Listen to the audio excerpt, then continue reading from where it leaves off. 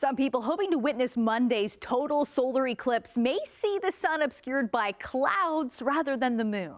Environment Canada's latest forecast for Ontario's Niagara region and Gander, Newfoundland predict a mix of sun and cloud, but central New Brunswick is in for clear skies. The U.S. National Weather Service says the northeastern U.S. has the best chance of a clear sky during the eclipse, but parts of Ohio, New York, and Texas are questionable.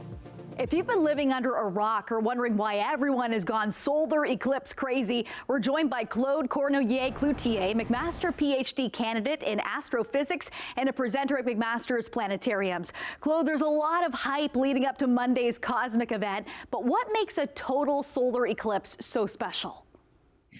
Well, total eclipses, I would say, are so special for two main reasons. One of them is that they're so rare, and I'll touch on that a bit more later.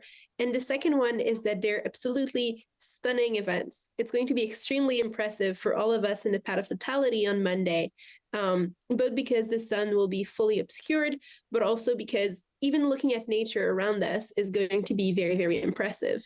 And as I mentioned before, total solar eclipses are very, very rare because in order to get one, you need to have a perfect alignment between the moon, the earth, and the sun. In fact, you need the moon to passes right between the earth and the sun, and to do so during the day in order to experience a total solar eclipse. And that doesn't happen that often because the plane in which the moon rotates around the earth and the plane in which the earth rotates around the sun, they're not fully aligned. They're a bit tilted, a bit like this. And so you need to be at exactly the right location in order to have all three bodies perfectly aligned. You mentioned a little bit about observation there. So what will scientists be looking for during Monday's eclipse? Are there still new things to learn? So there's definitely still new things to learn.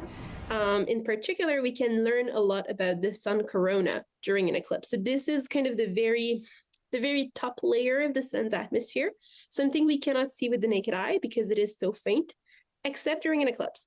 Because during an eclipse, since there is not the main source of light in the sky, since the sun is fully obscured, then fainter light can become observed, which is the case for the corona. And so studying this part of the sun, which is linked to the sun's magnetic cycle and solar flares, is going to be very, very interesting. In particular, over the last 10 years or so, there's been a bunch of new probes that were sent towards the sun. And so combining the information we get from those probes close to the sun with what we can observe from the surface of the earth is going to be new and unique.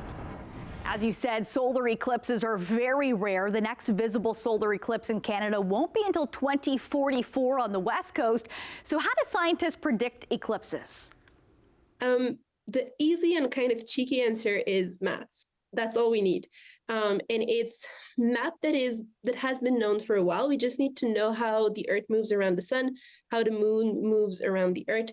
We need to know the duration of a year and so on. And from there, we can extrapolate the exact times of eclipses.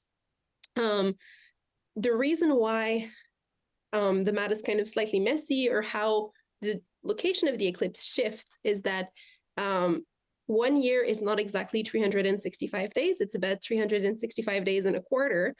And so the location on the earth over which we would have an eclipse shifts from that. There's also the fact that the inclination of the earth changes slightly. So all of these factors combined make it so that the path of totality shifts every time we have an eclipse. And until it comes back to the same location, it can take centuries. Thanks so much for speaking with us tonight, Claude, and enjoy the eclipse on Monday. Thank you, you too.